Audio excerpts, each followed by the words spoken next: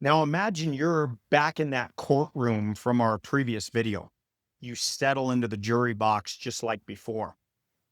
Now, in the last video, we explored the question of what counts as evidence.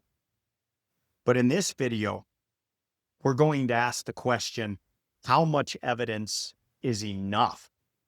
How much do you need before you become confident enough to believe? Is it five solid facts? What about a whole bookshelf of arguments? Or maybe you walked in already knowing what you wanted to believe before the evidence was even presented. Because here's something that most people don't think about. Not everyone is allowed on a jury. When a trial begins, there is a process called jury selection. And one of the main goals is to remove people who can't be impartial. People who've already formed an opinion. People who say, nothing you show me is going to change what I believe. People who, no matter how clear the evidence is, refuses to even consider a different conclusion. They're dismissed, not because they're evil or not because they're unintelligent, but because they closed the door before the trial even started. And let's be real. This is why mothers don't sit on juries when their own children are on trial, because most mothers will never believe their child is guilty. Not because they looked at the facts, but because their heart won't allow them to go there. And who could blame them? This is their child, the child they held in their arms, nurtured through the years, and even raised. Their love runs deep, and they simply don't want to believe that their child could be guilty. But that kind of love, as powerful as it is, can also shut down the ability to see clearly. It's a heart that has already decided, a mind that is closed to the evidence. So let me ask you honestly, have you already decided what you want to be true? So that no matter how much evidence you see, you have already made up your mind. That's not a thinking problem. That's heart problem. This even could be due to pain, real pain. Maybe it's even something that a Christian said or did to you that you feel has pushed you away from God. Maybe it's even fear. Fear that if God does exist, you might have to change something because you'd have someone to answer to. Whatever the reason, if you have already decided what you believe, no matter what evidence comes next, then it's not really about how much evidence is enough. It's that no amount will ever be enough. But what if, for once, you left that door open just long enough to actually hear the case? So here's the real question to think about. How much evidence would it take for you to believe? What would be enough? See, every day we make decisions based on trust, not total proof. You step onto an airplane without demanding to see the pilot's license. You eat at a restaurant trusting that the food is safe. You invest your time, your money, even your heart based on reasonable confidence, not exhaustive evidence. If you demanded absolute proof for everything, you couldn't live your life. So let's stop pretending that belief in God has to meet some sort of higher standard than everything else in the world. We're not leaping into the dark. We're moving forward with informed trust. And that's exactly the kind of trust that Paul wrote about in the Bible when he said, we live by faith, not by sight. No, he wasn't describing blind faith. He was describing the same kind of trust we already live by every day, like trusting that pilot of the plane with your life. It's confidence in something we can't yet see, but we have a good reason to rely on. Now, let's go back into the courtroom for a moment, because in court, The standard isn't absolute certainty.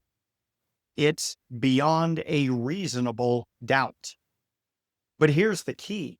That standard only works if the person is actually willing to be reasonable. Jurors aren't expected to know everything. They're not required to have zero questions. They just need enough to make an honest, informed decision. They're told not to speculate wildly, but to weigh the evidence they have been given. And that's exactly how Christianity invites you to respond, not with blind leaps, but with a verdict. So how do you know, though, when the evidence is enough? Well, the first reason, a true explanation, will account for the facts better than any alternative explanation. See, the resurrection of Jesus best explains the empty tomb, the eyewitnesses, and the explosive growth of the early church. Now, the second way you know is that the explanation will be consistent, can be followed consistently, and will actually match reality. See, Christianity makes sense of science, morality, meaning, and suffering, just to name a few. If the evidence explains what we see better than anything else, and it lines up with how the world actually is, then maybe it's not the evidence that needs more work. Maybe it's our willingness to take the next step. Now, I know some will say, but hold on, I still have questions. Well, guess what? So do I. Having questions doesn't mean that the evidence isn't strong. It just means that you're human. Even people who walked with Jesus had doubts, and he didn't push them away. He welcomed their questions and gave them reasons to believe. And remember, this isn't just about ideas. It's about knowing God. And since God is all-knowing, of course, there will be things that we don't fully understand and never will. So yes, you're still going to have questions, but that doesn't mean that you can't believe. Faith isn't about having all the answers. It's choosing to trust the one the evidence points to. So here you are, back in that jury box. The evidence has been presented. And the question isn't, is there more? It's, what will the verdict be based on the evidence you have? And let's be clear, evidence can point the way, but it won't walk the path for you. Jesus said the road that leads to life is narrow and few find it. You still have to take that first step because evidence doesn't save anyone. Only Jesus does. And maybe, like that mother we talked about earlier, maybe it's not about the evidence. Maybe it's something in your heart that makes it to where you just can't accept it. Well, I got some good news because God changes hearts. In Ezekiel 36:26, he says, I will give you a new heart and put a new spirit in you. I will remove from you your heart of stone and give you a heart of flesh. So if the case for Christianity makes sense and the evidence is enough to be reasonable, maybe it's not about asking for more evidence. Maybe it's about asking God to change your heart. Because at the end of the day, faith isn't about having every answer. It's about saying yes to the truth that you have already been shown. And that's what this channel is all about.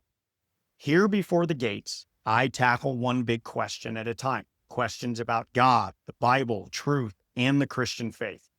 If you want to go deeper in what you believe and why, hit that subscribe button. Leave me a comment below with your biggest question. I love questions and I'm always looking for new ones to cover. And like this video if it helped you think more clearly.